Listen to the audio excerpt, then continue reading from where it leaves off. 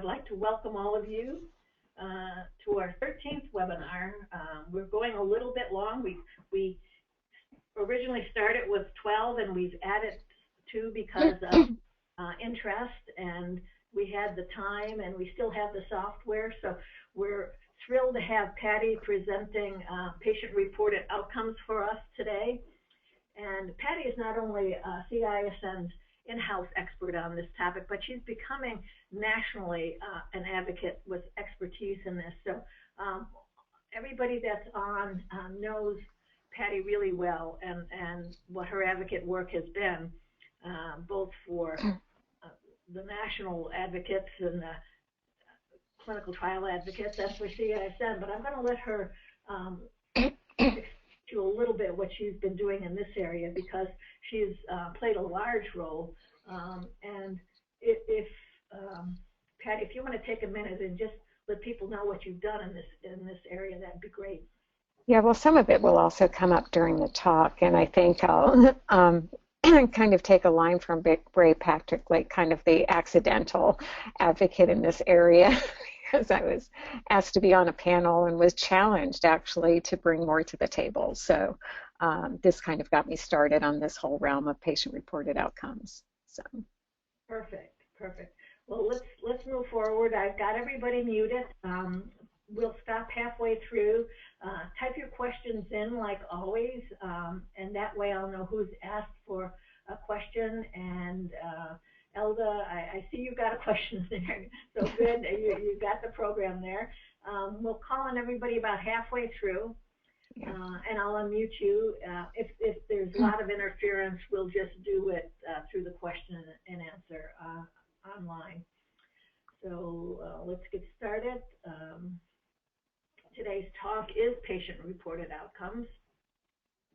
We're doing this as part of CISN's mission, which is to interact with all the various stakeholders, and webinars is part of that strategy we have for reaching out to advocates. Patty is full curriculum developer for this talk. This is her work and her thoughts, and we're very excited to have her there. So again, welcome. Please feel free to ask questions, but do it through the typing in of questions so that we can get to you later. So I'm going to hand it over to Patty now. Okay, welcome everyone, and I'm glad you could attend live. And of course, this will be posted to the website so anybody can view it later. And I'm going to apologize now. I do have a little cough, so I might cough occasionally, and I'll try to keep that down to a minimum.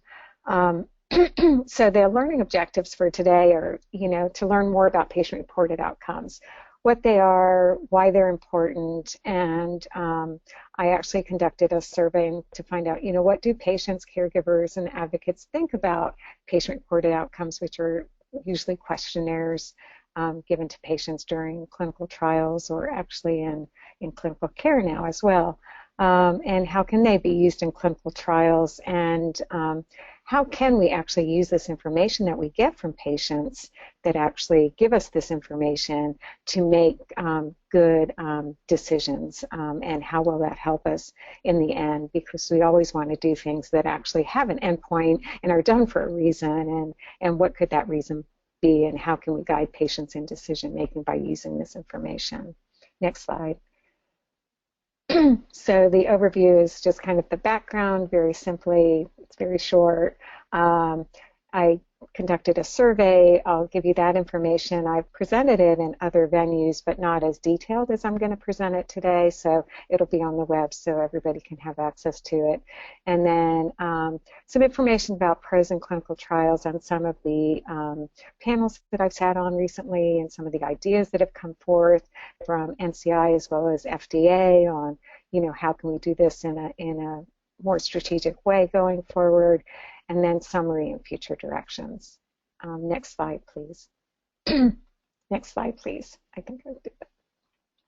So what are PROs? Well, PROs are basically anything that's reported by the patient that comes directly from the patient about the status of the patient's health without interpretation. I should highlight that, without interpretation. Next click, please. And so, why is it important to hear from the patients? Next slide, please. And I think that we all kind of cruise the headlines, whether they're on Facebook or on Twitter. Twitter is my new headline gathering place now because I think things come out there first. And things come out, and this was a headline that came out: doctors less likely than patients to report toxicity of cancer treatments, study shows.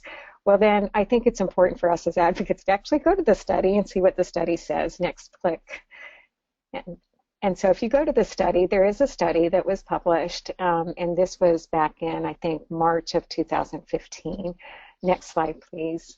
And if you look at their results and conclusions, they do actually, they look at, over 1,000 patients, many cycles of treatment, and toxicity rates were reported by physicians were lower than those reported by patients. And actually in their summary and discussion and going forward, they say that this strongly supports the incorporation of patient-reported outcomes into toxicity reporting of clinical trials. And so this is kind of like one of the reasons, why we think it's really important. And actually there's a recent study by Ethan Bosch who actually presented data where they had patient-reported outcomes in the clinical setting that actually gave some very positive results where, if they did the patient-reported outcomes, they were more likely to stay on treatment, less emergency room visits, and actually had a better overall survival. So I think this is definitely something that's going to become very standard in clinical care as well as clinical trials. Next slide, please. So how is a patient going to use this? So next slide. So I think it's going to be an important thing in decision making. I think, when we make decisions, and fortunately or unfortunately, patients have a lot of decisions to make these days about what drugs they're going to use, what regimens and things like that. Sometimes they're given choices. And, how do they make that decision on what kind of drug choice they're going to make or regimen they're going to make is based on really valuing the benefits and the harms of each treatment. And so really we need to know some of this information to make these decisions. And if we look at, benefits, we really want to evaluate and know those benefits that are being measured are important to patients, as well as harm. So those harms that are being measured are important to patients. Next slide, please. So this is where I think patient-reported outcomes can be really important, because I think that pros can consider, if we do them right, not only what is the matter with the patient, but also what matters to the patient. And in assessing risk-benefit, this is such a subjective thing that we do, that we really need to, have this information and be able to predict the benefits and the harms that are important to patients. Next slide, please. So I was asked, so this survey kind of was precipitated by an ask to be on a panel, and I think it's because Deb Collier couldn't be on the panel. And Paul Klutz from the FDA kind of challenged me and said, well, can you bring a broader perspective to the table and about patient-reported outcomes, what patients and advocates think about them. And so I did a very small survey, and I had about 35 respondents, and I actually presented it on this panel. And other people came up to me afterwards and said, can you please do a more in-depth survey, because this is going to be really important to get published somewhere or be presented in some way so that people can point to it, because the information was really intriguing and they wanted to know more. So this came from companies as well as academics. So what I did was I did another survey. Next slide, please. And this was just a voluntary survey. I don't know who filled it out. It was emailed to a list that I have of advocates, community members. I sit on a couple of community advisory boards. It was tweeted, it was posted on Facebook, so there was no rhyme or reason who it went to. It just went out. But the respondents were asked, and the survey did state up front, that we really wanted to have survivors of cancer, caregivers of someone with cancer, or advocates to ensure that those were the groups that were filling out the survey. and everybody fell into one of those groups. And it was open for a few weeks, and I actually got 108 respondents collected. And so the goal is just to kind of get this information and kind of see if there's some key issues around PROs that we can use for setting some guidelines going forward. Next slide, please. So who filled out the survey? So all of the shades of pink to red are anybody who was a survivor or a survivor caregiver, survivor advocate, survivor caregiver and advocate. Many of us played multiple roles, so I had those as choices as well.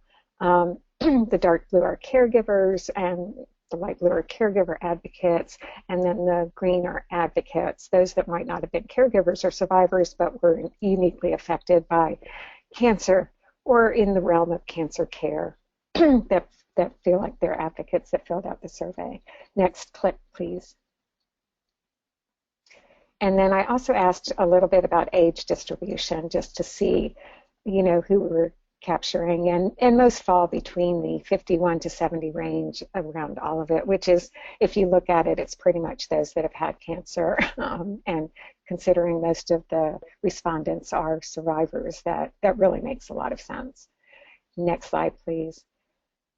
And I only asked one question about their background, and that was basically how familiar they are with PROs, the patient-reported outcomes, you know, because I wanted to kind of gain, you know, a sense of where they were all coming from. And it seems like we've had very few on either of the ends of never heard of them before or extremely knowledgeable, but of even distribution of the middle categories of I've heard of it, but I don't know a lot about it, I'm somewhat knowledgeable or very knowledgeable. So I think we had a good array of people that actually responded to the survey.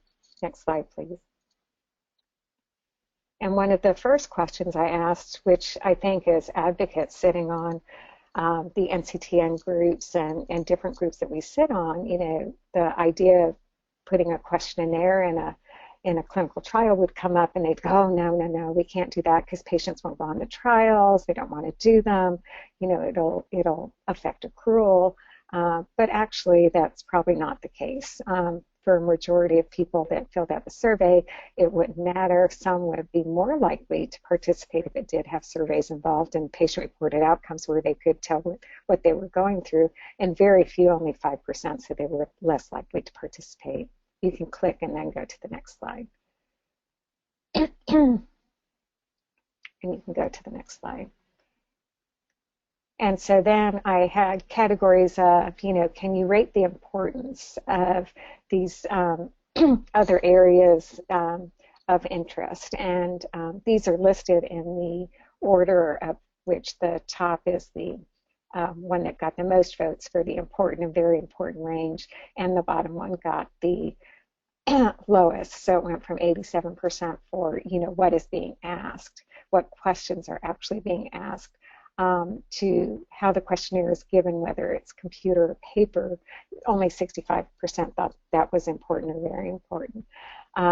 So these are the things that we asked about, and so in each category we kind of went into a little bit more detail. Click once. So we'll go into first, you know, what questions are being asked. Next slide, please.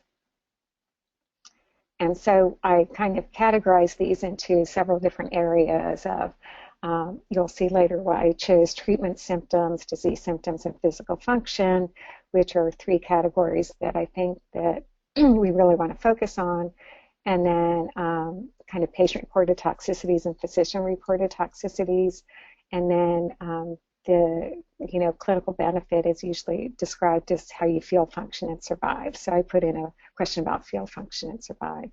So next slide, please. And basically, they are all very important or important. So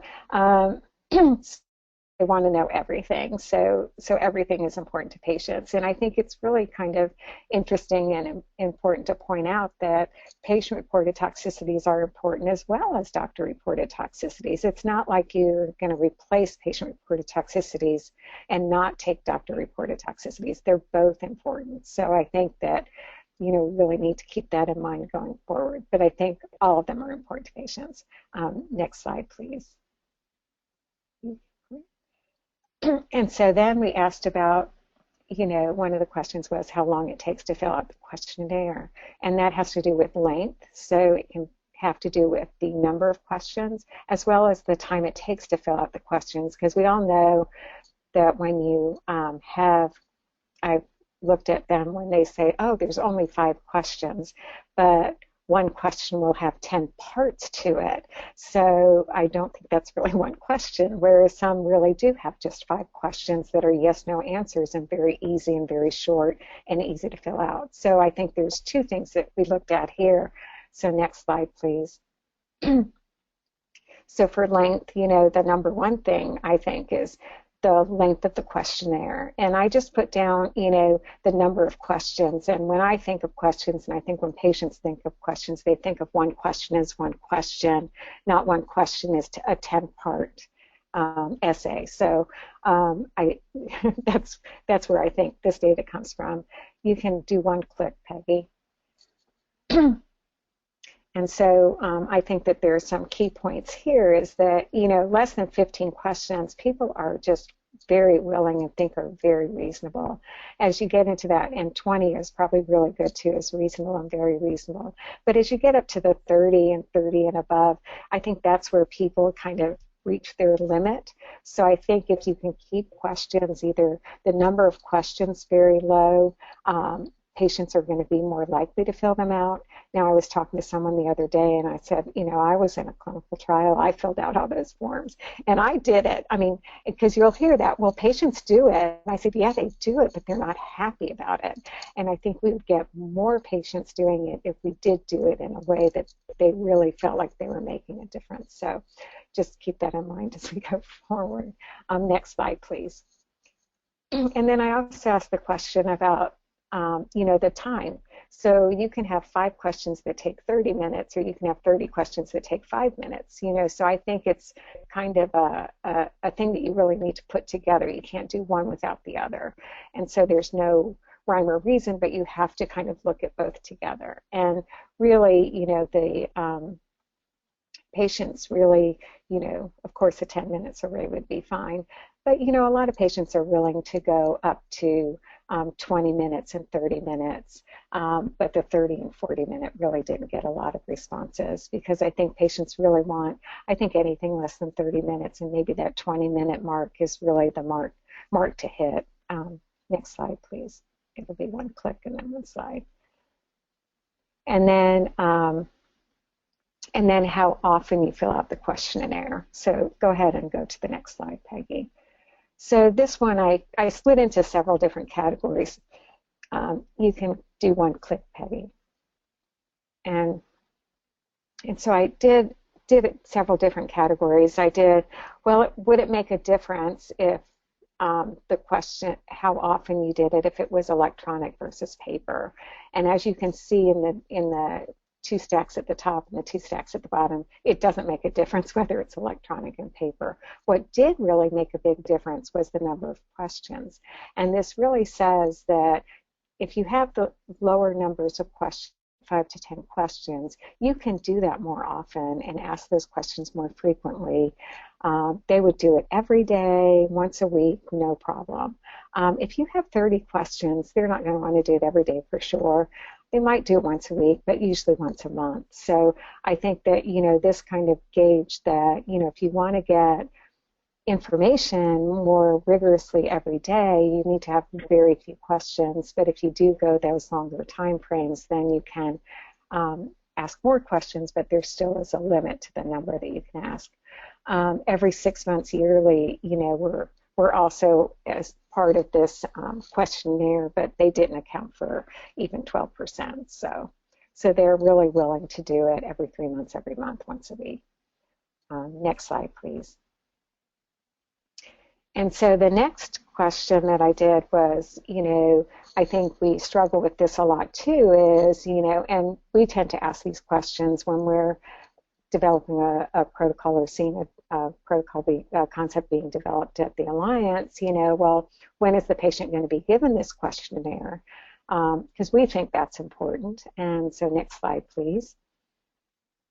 So I asked this question, so is there a best time for someone to be given the questionnaire? So I think, when we do paper, it's probably at the office before the visit, office during the visit, office after the visit, or you might be given it going out the door and saying, okay, you can take it home and just send it back. But when we go to electronic, I think what we can do is then send a link to the participant so they can do it at home before the visit, and then come to the office visit, during the visit, after the visit, before they leave the office, or at home, and send it back. And so I asked this in those two different ways, whether it's paper or electronic, and then I recorded, so what's plotted are the acceptable. So out of 1 to 7, I plotted the 6 to 7 ratings. So next slide, please. Click once. So when you give a paper questionnaire, I just asked those 4 items because I didn't think it would really be realistic for them to send it to you ahead of time, which they could, which they might want to after the next one. But definitely before the visit or at home after the visit actually was the winner, and definitely not during the office visit, and definitely not in the office as you're trying to get out the door. Next slide, please. And then for electronic, I thought this was really interesting because they really liked the idea of doing it at home, either before or after the visit. I think those would be the most likely times to do it and most acceptable times to do it, especially at home before you come in. If you do the survey before you come in electronically, and then it's there for your physician when you get there, that seems like the best thing. And the worst time to do it is before the visit, during the visit, or after the visit before you leave the office. And I think those are the times when they're most likely are given these days. That's when I would usually get mine, during the office visit. Next slide, please. So how the questionnaire is given. So this is kind of an interesting question because this survey was done online, so everything is with a caveat. Next slide, please. So when should it be given? Should it be paper or electronic? And I did the acceptable and not acceptable and kind of grouped them. And so next slide, please. And so, of course, electronic and paper are both acceptable, pretty acceptable across the board. But I think that, what we have to realize is that this was an electronic survey, and so all people had access to electronics. So I don't know if you would get the same answer if you did it in a more rural or community setting. But I think people aren't opposed to paper as well, and I think if you have both options available, I think those would go over really well either way or both. And I think both is definitely an acceptable thing to do. Next slide, please. But I also added in, so what kind of electronic device do you have or would be available to you or you would prefer to do, right? So computers are definitely the winners, online surveys, iPads and e-tablets. Your own smartphone or app is also okay. So one of the other options that is used a lot today are e-diaries provided by the study staff, and that wasn't as well accepted because I think this was an electronic survey, we have to keep that in mind, but everybody had their own devices. So I think that might have skewed away from the e-diary. Next slide, please. So this is just a summary slide, so it'll be on the slide deck for you. Next slide, please. So another thing that we tend to get questioned about a lot when we mention, PRAs in clinical trials is the challenge of missing data. Patients aren't filling them out all the time, and why aren't they filling it out, or different things like that. And I think that that is an issue, but it's not just an issue with PROs, it's also an issue with other data within clinical trials as well.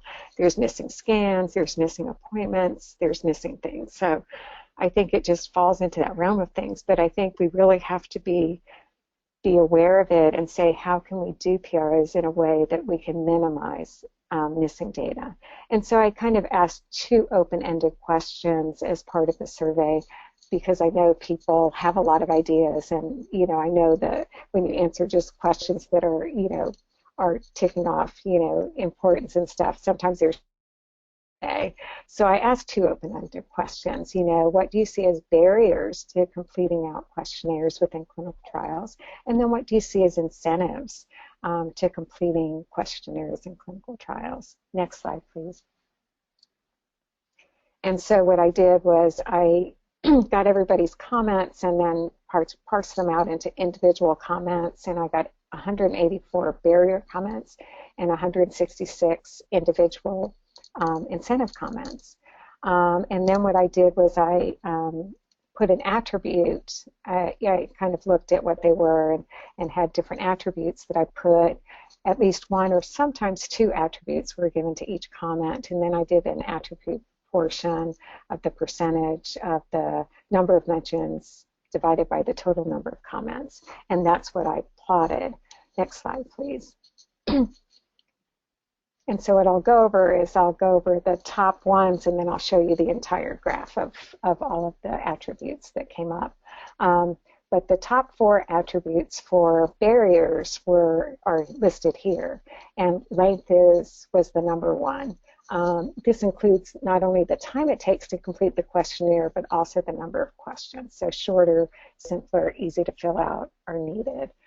What questions are asked came out up really a lot. The lack of relevance of the question to the patient experience was something that the patient did not like if it was something that they weren't experiencing, and it was something that they thought that they shouldn't be asked, and that it had value to the patient, that it was something that the patient really wanted to tell them about. And this is where I think patient-chosen questions can be really helpful in designing what the PRO is for specific trials. So you're not going to ask the same questions to a lung cancer patient and a breast cancer patient. That just doesn't make sense about symptoms. So, I think we really need to be aware of those differences. Health literacy, the complexity of questions, I think is really important, and how you ask the question and the expectations. And somebody even pointed out in my survey, one of my questions was confusing to them. So I think that we can all do better in writing these questions in a way that really, ensures that it'll be really answered in the way that you expect you wanted it to be answered. And to do that, you really need to vet it really well in all communities and really write at a grade level that everybody can understand. And then it came up feeling, and I think this came up in our patient advocate committee, actually, when we were talking about this with Ethan one time, is that, a lot of times patients just don't feel well, and they can't fill out the questionnaire because they're going through treatment at the time, and they just can't even get their head off the pillow. And I think that this is something that's very important. Actually, it's a very important data point, really, and it should be considered as that. And I think that, we need to really think about how we can capture that data, actually, and then really have staff that's trained and sensitive to that they can jump in and help when needed. Next slide, please. And so these are all of the attributes that were mentioned enough to be plotted. So I went over the top 4: when the survey is given, access to technology, accuracy, fear.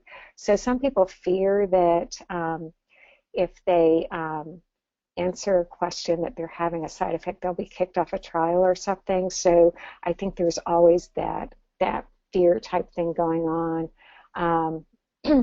Type of questions asked. Feedback was really interesting because patients want feedback from their thing. That'll come up on the next one. Confidentiality came up, and appreciation came up. Next slide, please.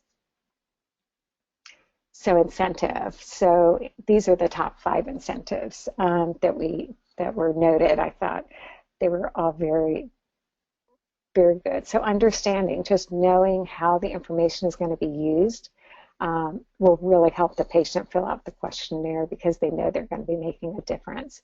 Feedback and use. So this kind of covered 2 different areas.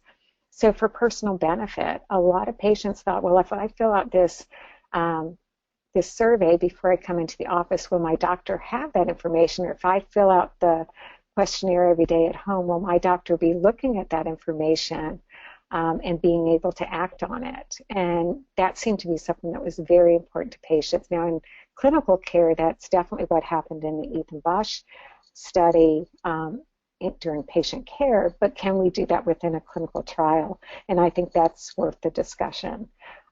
Returning results. So when you do spend all this time filling out these surveys and you find out information and it's published, can you get those results back to the patients? And that might be a benefit too, and an incentive to filling them out. Compensation, always a good idea.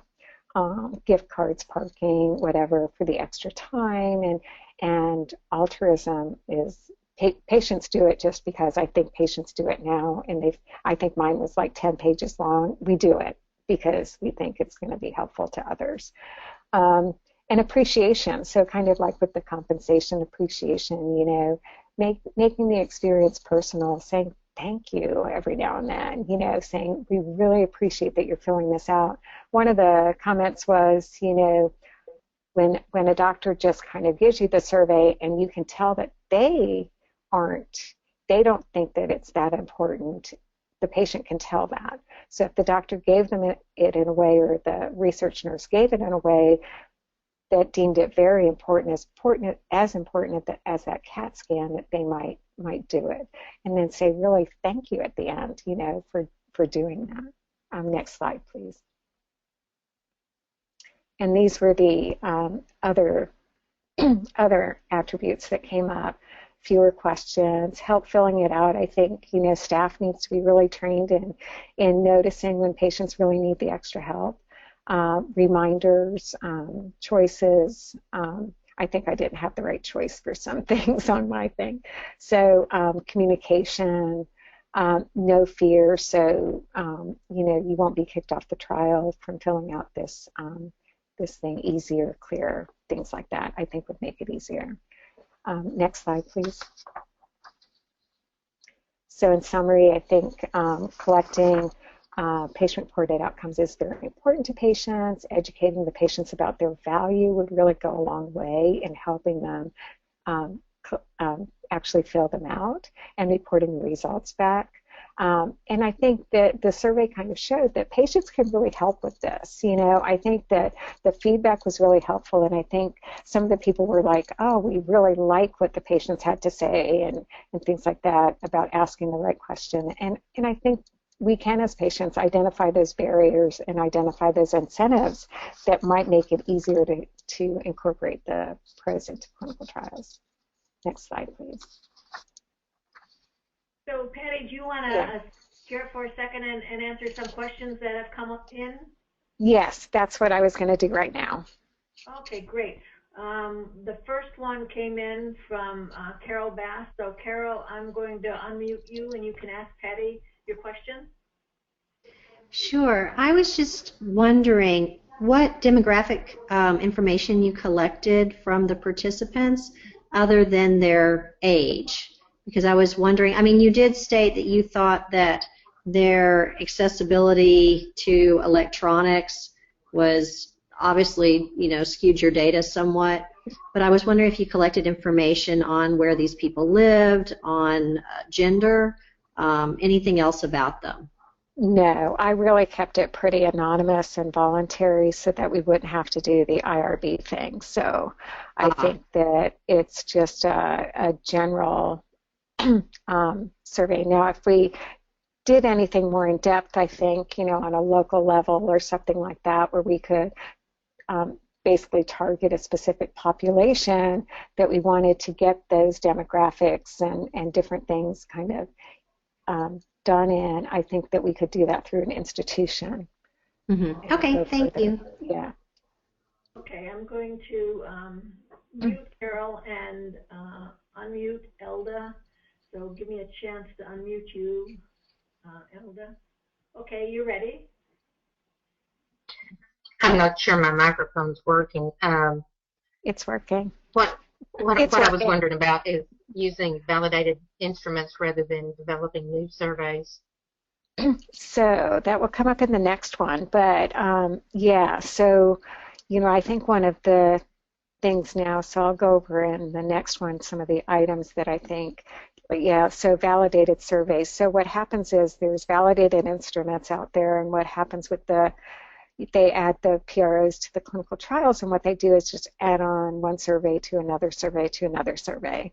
And then you end up with these conglomerate surveys that patients take that they don't realize it's one survey after another, and it ends up being 10 pages long, and they don't realize that. And then a lot of these validated surveys have questions that are the same or very similar on both surveys, and so patients don't understand that, why you're asking me questions several times either. And that came up on one of the things that I had done, the pre-survey that I had done. And I think patients get confused. And if we move forward, I think we need to go away from the survey validation and more for the item or question validation. And I think the Pro CTCAE, they did validate the questions, or the one item with one or two questions, and they validated that versus the whole instrument together. So you can take out different pieces of it and not do the whole instrument. But yeah, validation is huge.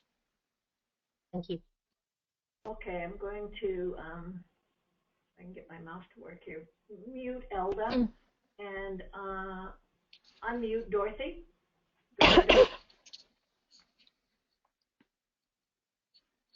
So Dorothy, you can ask. Okay.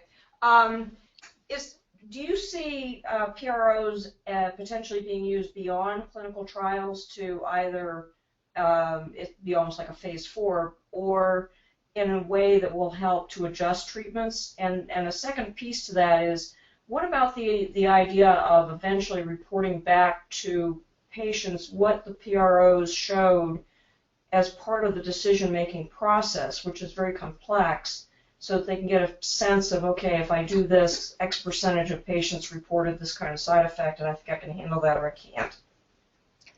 Yeah, so I do think it's going to be part of clinical care, and the Ethan Bosch paper is actually about that. So I can give that to Peggy to send out. But that was PROs in clinical care, where it was, if a patient filled out a thing at home on their phone, I think it was, or some device, then, if it was something that was the nurse noted that needed to be taken care of, they could take care of it right then. So it did impact their care directly, and so they had less emergency room visits.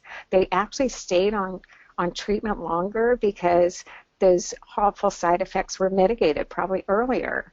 And so I think it's going to be really more common in regular practice outside of clinical trials. But for the clinical trials, the importance is to get that information so that when the drug is approved, that information comes with it to the patient so they can make their decision. And the FDA is really interested in, can we put that in the product label somehow? Can we put it in the product label so the clinician and or the patient can actually understand what it means? So I've got some slides at the end about that as well. But I think that there was a survey that came out, I don't remember who did it, about, like if you look at a graph, can you tell what it actually means? I think there's a lot of research that needs to be done in that area, but I think it's really going to be exciting in the future. Try to figure out how we can explain this to patients so that they can understand. Right. Yeah. Okay, thank you. Okay, so Patty, I have one question. The validated instruments are from the 80s, and a lot of them don't capture, the new treatment symptoms. And I'm wondering how willing the FDA is to get new surveys out there quicker. And I've been even wondering if you have an app on a phone, and there's surveys out there where it says, click all that apply.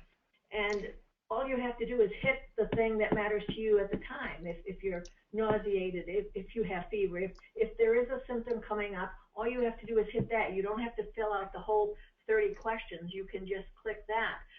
Right. Are they open to something like that?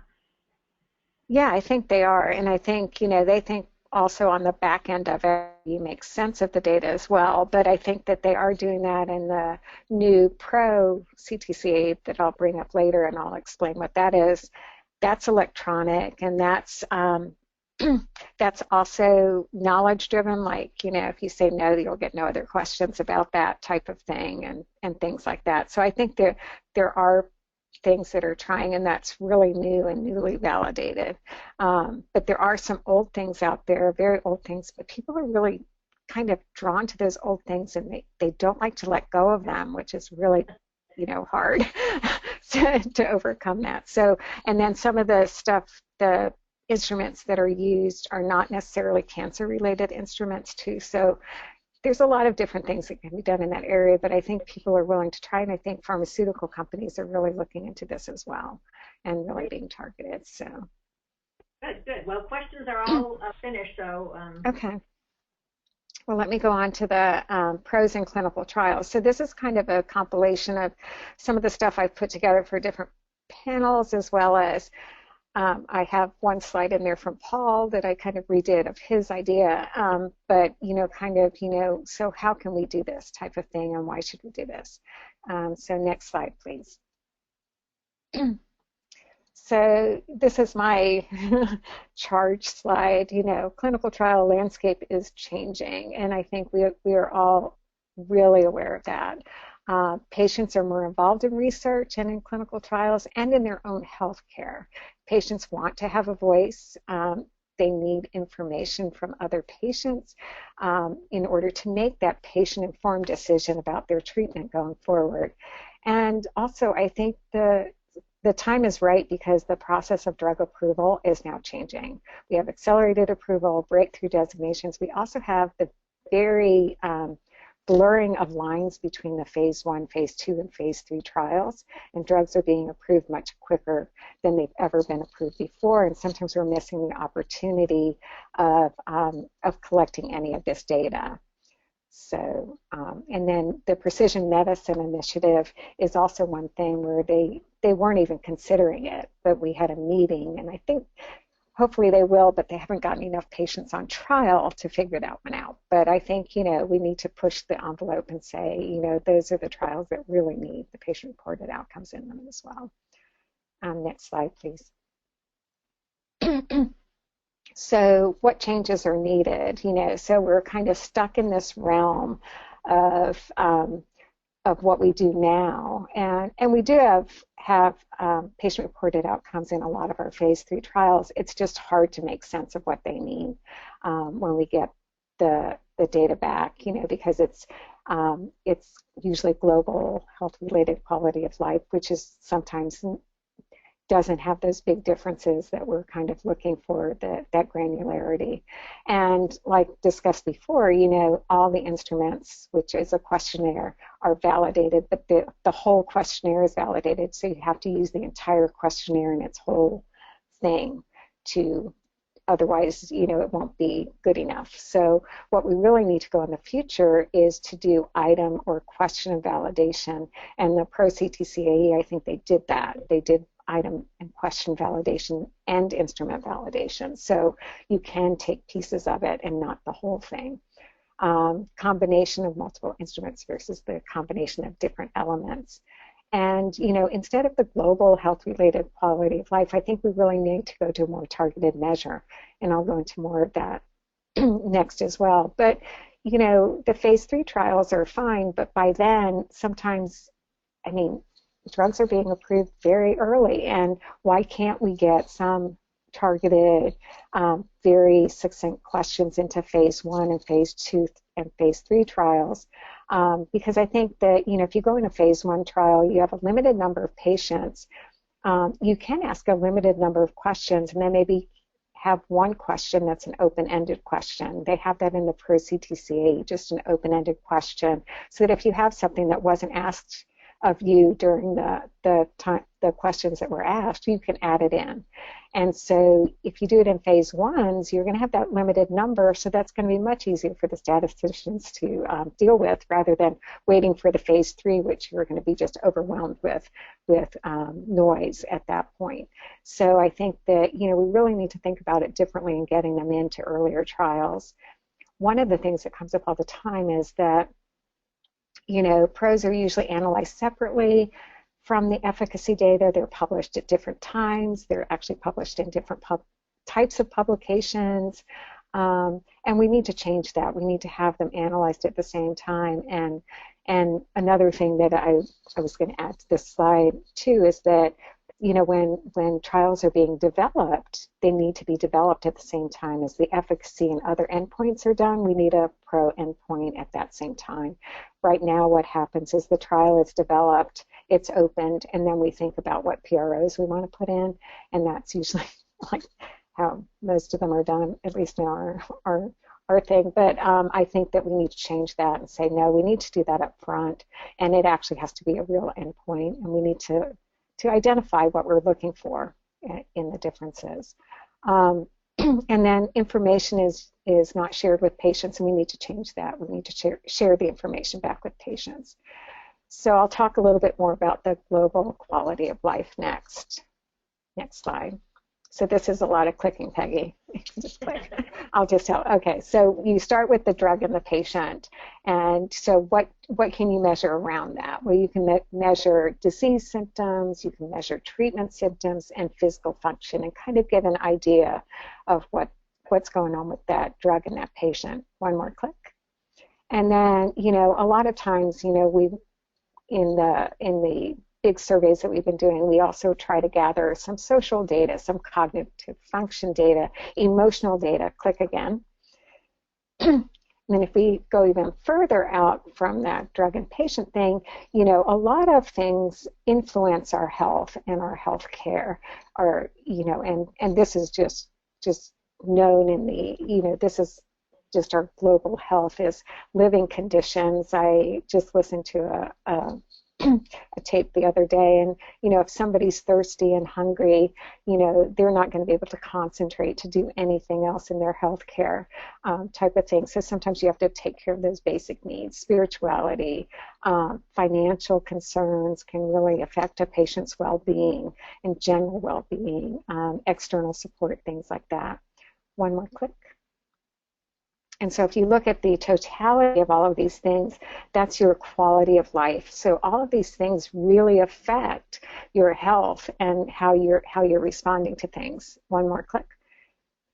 And then if you go in further, that's your health-related quality of life. And one click again. Click again. And so what Paul Klutz, who's the FDA person that's on all these panels with me and was the one that challenged me, he has a slide. This is kind of his concept, and he said, but really what we really want to know in a clinical trial in order to make a decision about that drug for that patient is really only the disease symptom, treatment symptom, and physical function. We should be able to get a good grasp about that drug and that interaction with that patient. And that signal should be much, much better, easier to analyze and easier to get a grip on than all the existential stuff that is actually very important and to acknowledge, but it's not necessarily drug effect or disease effect. It could be something way outside of that box. Next slide, please. So this is kind of the model that I think, or any kind of model where you're just looking at specific targeted type of responses to the between the drug and the patient. Next slide. This is clicking too. So this is my pro slide. So just keep clicking. So how your treatment affected you, your disease affected you, and your treatment, okay, that's good, affects your normal activity. So under how your treatment affects you, these are your toxicity or your adverse events. Did you get a rash, nausea, tired, hot flashes, things like that. how your disease is affecting you. You know, do you have pains in your bones? Do you have problems breathing, swallowing, urinating, things like that? You know, and you can look for disease symptom relief. And then, you know, we really always want to know, you know, how your treatment disease is affecting your normal activities and your normal function. And you can ask some around that. Next slide, please. So how do you do that, though? So, you know, if we focus on toxicity, so one of the panels I was on was really focusing on the toxicity thing and, you know, looking at safety and tolerability. And I don't think you can use the word tolerability unless you have patient-reported outcomes, because I don't think the doctor can tell the patient how tolerable something is. So really, I think that this is an area that is the low-hanging fruit right now that we might be able to get a handle on. And, you know, and this is how the treatment is affecting you, but like moving forward, not all the treatments are the same. Click. So the treatment options are very different. So you might have, you know, chemotherapy, which reacts very differently with the body than immunotherapy, than anti-angiogenics, than, you know, other things that are coming down the pike, the small molecules, the inhibitors, the different things. They all are very different. Click again. So if you're giving chemotherapy and asking a toxicity question, you might choose from the chemotherapy bank of questions about nausea, tiredness, fever. Click again. When you're taking an immunotherapy, you might choose from another bank of questions about rash, you know, how severe it is, flu-like symptoms, and then angiogenic, you know, tired, anxious, you know, heart-related type of things. Click again. And this is where the Pro-CTCAE comes in. And so the Pro-CTCAE is the patient-reported outcomes version of the common terminology criteria for adverse events.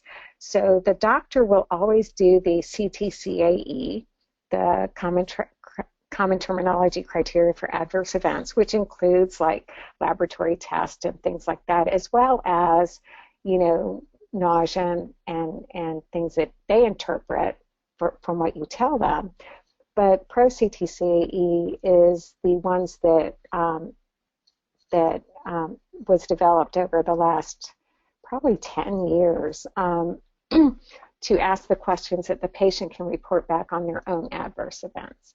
And it's been rigorously tested. It's still being tested, and it should be free for many to add into their clinical trials come the first quarter of this year, so on a more broad basis. So I think we're just starting to see some data come out about it, and I think that, you know, that's gonna change how we do some of this adverse events reporting. And so when you're looking at a clinical trial, I think you need to ask if they're going to do Pro-CTCAE, because I think that's going to become more common. Next slide, please. So why should we do Pro-CTCAE? Because the drugs are different, and I think that, you know, you're going to ask different questions, and you're going to want to get that patient report back. And I think some of the newer drugs, I think when we were talking at one of the meetings in our little focus group breakout sessions, you know, it kind of came up that, you know, one of the newer drugs out for, I think, lung cancer treatment, one of the doctors was actually saying that she doesn't really know what to tell the patients, because it doesn't really show up as a toxicity type of thing. All she knows is when her patients are on it, they feel really crappy. And, you know, that's not really captured in what we're doing now. So it was kind of like, well, can we capture that in some way, in a different way, in going forward? So I think with some of these newer agents, you know, you're not going to have that vomiting and, you know, the things that normally we categorize with the cytotoxic ones. We're going to have these different things that we're going to have to ask those different questions, and maybe get a focus group together and say, well, what question could we have asked to get that out, you know, that answer, or what would you like to know about that? What did that feel like, type of thing, to those real good questions. Administration is different. It's not necessarily every 3 weeks, 1 to 3 weeks. Now you can do everyday pills, and that's different. So your toxicities are going to be different. They might be more long-term, might be lower long-term, but not treatable. So we really don't know what we're dealing with in this new era as well. So the way that we used to do things is not the way we should be doing things going forward. So it might be that we need to monitor daily rather than monitor every 2 weeks because we're so used to that cycling type of thing. So I think that we really need to kind of look at how patients are being treated and then match how we're asking the patients how they feel about it. Next slide, please. So, how can this be done? So Dave Sella and Lynn Wagner wrote this really good paper, and actually it was an editorial, and it was in the Journal of, I realized I didn't have it on the slide, the Journal of Community and Supportive Oncology. Next, you can click. And so what he did was he went through and said, so how could we do this? More targeted questions that really relate to the drug being given to the patient, just for the drug toxicity. How can we do this in a more rigorous way or a more constructive way, more targeted way? Next click, I think, and one more click. So he said, well, we really need to have a standard approach so that we're equipoise in what we're asking. So he kind of took all the drugs from the MATCH trial. So there were 4 drugs at the time. So there's actually 4 in this table. I just highlighted the one. But said, any adverse event that had any grade but was in at least 40% of the patients treated, we would want to ask that as a question. Or any grade 3 or 4, that even if it's in 2%, we want to ask that as a question. And he went through each of the drugs, click, and he came up with a small number of questions, 20 questions, but that only take 4 minutes. Because they're small questions. A small number of questions asked very frequently can be more informative than a large number of questions seldomly asked. So if we really target those questions down to just what really needs to be asked, can we do it in a better way and do it more frequently? And and really the thought behind the question really counts. So if you need to ask more questions, it's fine as long as they're really something the patient is likely to be experiencing, then I think the patients are going to be really wanting to answer those questions. So I think there's a way forward.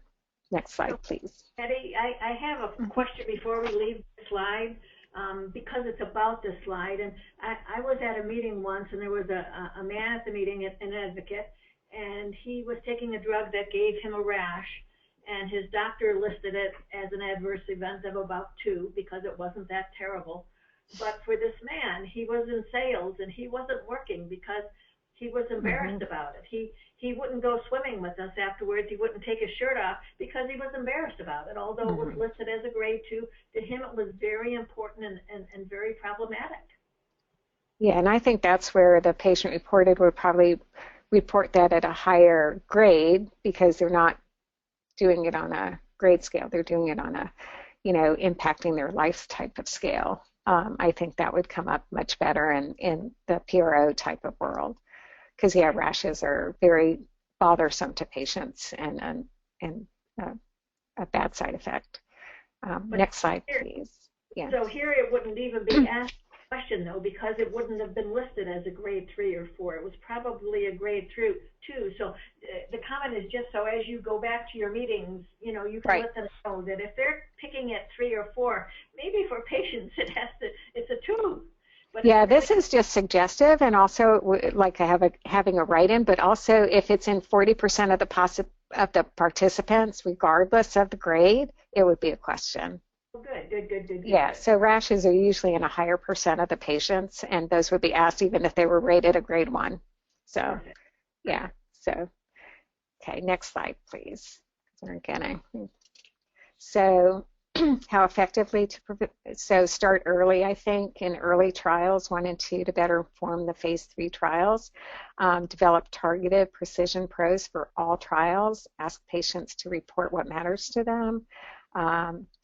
Make pros acceptable to patients to complete so they're more likely to complete them and won't be missing. Make them an important part of the trial and well-defined purpose and use.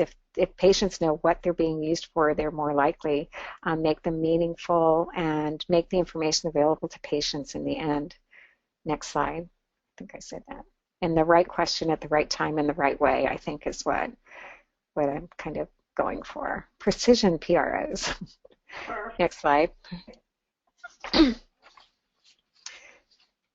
So this is more about the safety and tolerability, and using ProCTC is ready to go, develop standards, kind of like what Dave Sella suggested. People have come up with some core PROs, adverse events to ask. So you might have a core that is common among all, but then add in the selective ones. Make it short and simple. Electronic is okay, paper is okay. Symptoms as they happen, 5 or 10 questions if you want to do daily, and then every few weeks ask a few more questions. That would be fine. But by phase 2 and 3, there should be well-defined patient-informed assessments that patients are willing to fill out. Next slide, please. Whoops. So these are some things to keep in mind for things. Patients don't mind them. Fewer questions, limited numbers, ask relevant, don't ask the same question several times, let the patient fill out the questionnaire at home, use the information in a clinical meaningful way, and report results back to the patient in an understandable way. And I think this is where we can really come in to the picture as well. Next slide. So this is going to be clicking. So I just kind of downloaded some different ways data is presented back to patients, whether it's people, happy faces, sad faces, meters, thermometers. I like the rheumatoid arthritis where you have 1 in 5 plus the people plus the 80%, depending on what the people are, the pain scale, so we were talking about feeling crappy and they said, well, maybe there should be a crappy scale, as well as a pain scale type of thing, because the pain scale has been very successful. But there's very little research on how to present the data back to patients in an understandable way. So next slide, please. So I did find this paper that just came out, and I think this is a Johns Hopkins group that has a PCORI grant to do this, and Elise Bantug is actually an advocate for Komen. So, I think that there are some things that came out in this paper that are really interesting. So you can do the next click. I don't know if I can read it. So that they have an enormous potential to prevent patient-centered care, PROs do, and graphic representation of PRO data may aid in the interpretation of PRO scores to both patient and the clinician. So if you make it understandable to patients, it will also be understandable to clinicians. Next click. And then at the end, they go about graphical literacy and familiar with the content and communication, but really the last sentence is that further research is required to explore these factors in the context of PRO data communication and to develop best practices in this area. So I think there are people working on this, and it's very hard to find anything right now on it, but I think it's really coming forward in a really, really good way. Next slide. So in summary, PROs are important to patients, should be collected in clinical trials, should be patient-driven and developed for each specific trial. I think each trial is unique, and each trial should have input from patients on how and what to collect and when to collect. Should be collected earlier, starting at phase 1. I've asked a couple of phase 1 trialists if they would what they thought of PROs in phase 1s, and both that I asked said, sure, that sounds good. And I said, well, they always say those phase 1 people over there, but they're actually really good. so I think that it can be done. I mean, I think that we should try. Be more specific, shorter, collect more often. And use your patients and your advocates to help identify barriers, incentives, and what questions to ask. And so that they will be completed. Next slide, please. And so future directions, I just kind of put on here. NCI did conduct a meeting on PROs in precision medicine trials, and there should be a summary out sometime this year. And I think they're going around and speaking at different NCTN meetings. So I think Lori I think she said she's speaking at an upcoming meeting, so I don't know if they're going to go on the meeting tour as well. FDA is conducting a meeting on PROs in drug development in the spring. patient and advocates, I think, can be involved in many ways in this area, particularly in the presentation of data in an understandable way. I think we can bring something very unique to the table. And, we can, publish articles or opinion pieces or things like that, work as partners on projects, whether they're PCORI projects or other projects on PROs and clinical trials. I think we should, try to get more involved with the investigators as well. And when we're involved in the clinical trial development, I think we need to be aware of PROs and what they can do, and then, ask the questions when the trials are being developed and not after they're over. And I think that's all I've got. So I'll take questions at this point as well. Okay, let me take a look through here. We've got one from Elda, so let me go back up and looks like Elda left, so let me just ask her question for you. Okay. Oh yeah, she just apologized, she had to leave, but here's her question. We also need to see that the PROs are captured in the medical records and look at how that can translate into the big data projects. Yeah, that's absolutely correct. Yeah, Okay. so there was that big question of, use of the PROs by the patient and the clinician at the time. And right now there's such a, oh, I need to drink something.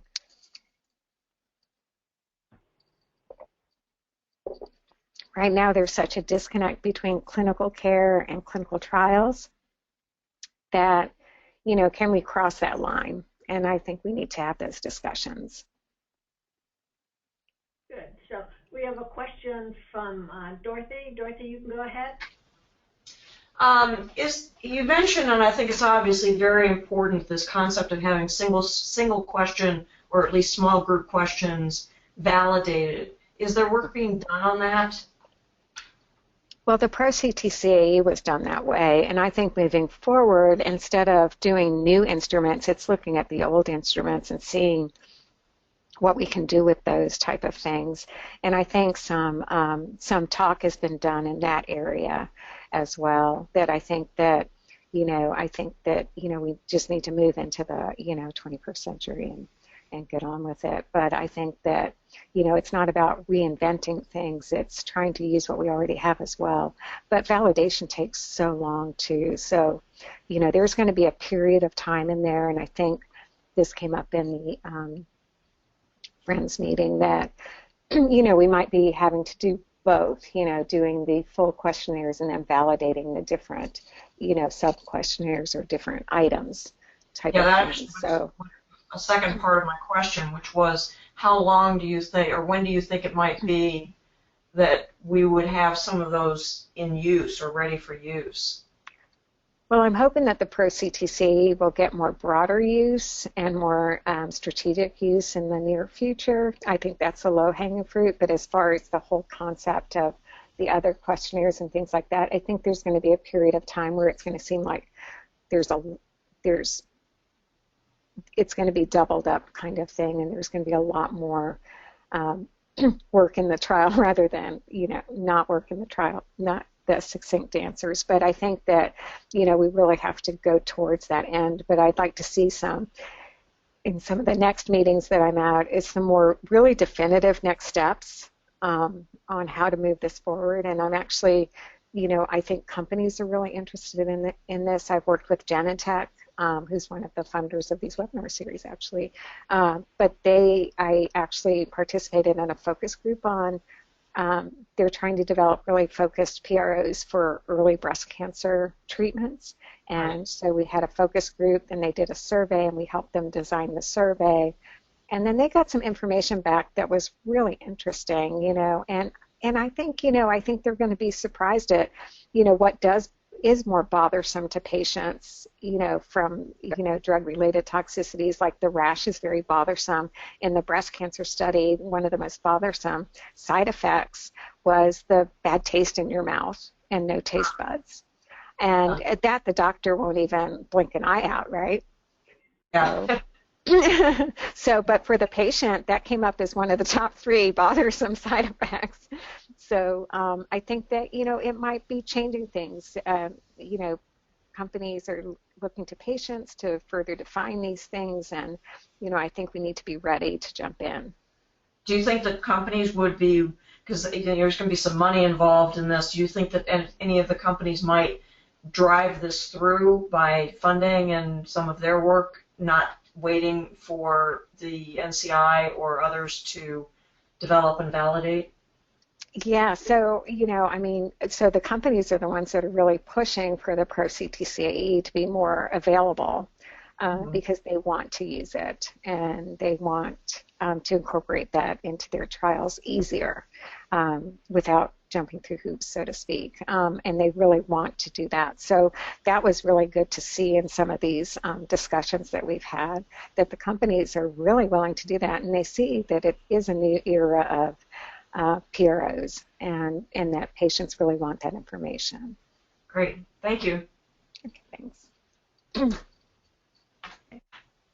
So along with that, because I've had the same concern that Dorothy has on how long this is going to take, but going along with that is I loved your slide with all the different ways to present this information. And where is that research going? I mean, it would be wonderful to actually, test that in focus groups as well. I'm going to try to click back through a bunch of these slides so we can see, there it is. All of these different methods of presenting information. I mean, I think that's a really important question. Yeah, because I think sometimes we like to use bar graphs and pie charts and things like that, but I didn't pull any of those here because I'm not sure if those are, and line graphs, and I'm not sure if those are as like I think patients might be able to understand them. Some people will, but I don't think they're as appealing to someone. And I really like, actually I like the thermometer type of thing. I think when you marry like even in the pain scale, if it was just the happy face as to the distressed face without the colors, I think it would be a different scale than with the colors. So I think, when you combine numbers, attitude, and color, I think you get a lot more response out of people type of thing. So I think that, this is an area that I think is, there's some stuff going on, like the one that I did find that paper, but, there's just not a lot. I tried to look for papers that actually had, samples in it of what they've tested, and you really can't find that, so it's really interesting. Yeah. So do you think as advocates we can kind of take a stance in this specific area and say that this is a critical part of it? Oh yes, definitely. Definitely. It is a critical part, but I don't want it to be the part that stops it from being in the clinical trial because we don't know how to present it. So go ahead and put it in. Once we get data, then we can start presenting it and seeing what to do with it. And there's some data just coming out now. So do you know of any researchers that are looking at it this way? I think Mayo, I can't remember the fellow's name at Mayo, but I think he's used this middle top one, or actually all these 3 top ones. He was very involved with presenting it this way. Maybe 10, 15 years ago, they started moving to this in other areas other than cancer. And so I'm just wondering, do you know of anybody in the National Clinical Trial Network that's a researcher that's looking at this? I think it's going to require bringing in a different discipline, somebody who does this type of thing for a living, rather than having an oncologist try to figure this out. I think that it's going to take a marrying of different disciplines to get this going. So It might not be somebody that we know. It's really hooking up with the right people. And I think that if I know institutions have multiple departments, so I think that like Ethan is hooked up with other people and things like that. So I think that that's what it's going to take, and I think patients can be an integral part of that. I think that they can be one of the stakeholders that can drive this forward. Yeah, the fellow from Mayo was a decision analyst, and Yeah. especially was figuring out how people make good decisions. Mhm. And that, Yeah. that would include how they look at stuff and interpret it. Yeah. Okay. We've got Dorothy, I'm going to unmute you so you can ask and make your comments. Yeah, I was just going to comment and just kind of reinforcing a couple of things that came up. First of all, given what's going on today with video capabilities and with graphics capabilities, I'm sure that somebody that really understands this will be able to come up with some creative and very effective ways of communicating. And then when you started talking about bringing in different disciplines, talk to the game developers. Yeah. Absolutely. They know exactly how to get a response and how to... You know who else is marketing people? Yeah. Yeah. I just really think there's some really interesting options out there. And as you said, and I think it's probably really important, way outside the oncology area, they just have to know what do you want to get across and who are you talking to. Yeah. So, and I think I think as you were saying that. Yeah. And I think too, like one of the I was at a PCORI meeting. I don't know if anybody was there, but one of the keynote speakers, he was the flamboyant one, the one that did the, like, I don't know, it was an interesting one, said, can you get the point across without using a number? Well, how challenging would that be? That would be pretty interesting and pretty challenging, but, I think it's kind of thinking a different way, and I think that I think we're kind of stuck in a little world, and it's like there's a lot out there. I was at a data meeting, a IT type meeting, and how they do the market analysis and present that in a graphical way in different areas is remarkable, and it's like, oh, why don't we think of that, So, yeah, we need to think differently. To get people's attention, you're going to have to do that. You are. That's what they're accustomed to looking at. They're accustomed to looking at something that engages them, communicates, and that they understand. Yeah. So, it could be fun. Not my area. I think it's a really interesting area. It is, actually, yes. Yeah. And I think it's one where the patient voice is one of the many voices bringing to the table, and I think, that's an area where I think we can really wrap our hands around. So Patty, when you go back to these meetings and, you're maybe taking some of our comments with you, just like the NCI kind of forced translational research by putting together SPORES, maybe they can put together some group of these different kinds of people who are way outside the medical field. Like Dorothy said, gamers, marketers, Amazon people who know how to get your attention and help you understand. Yeah. Maybe they need to start forming those groups because it takes so long to do that. And if someone were at least starting to think that they're going to need to bring people together that are outside of our clinical trial network group. Right, and then testing and all that, so, yeah. Yeah. But, I mean, just looking at this whole range of things, way, way better than what we usually see. This is not what we usually see, and these are things I could do and I could appreciate and I could understand, and yet we need to know which are the best of these, and are there other ones out there that are even better, so... Right. Okay, super. I don't see any more questions. Did you have any other comments, Patty? No, I think I mentioned about everything that I wanted to. So if anybody has any questions, they can email me. And if they want any of the references, I can email them to Peggy to distribute. So.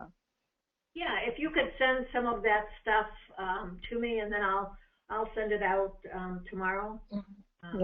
That would be wonderful. So thank you, Patty, for your expertise and your excellent training, and we'll see the rest of you in a couple weeks when Jack talks to us about advocacy and legislation. So thank you so much for everybody who's joined, and Patty for this excellent talk. Thank you. Bye-bye. Bye.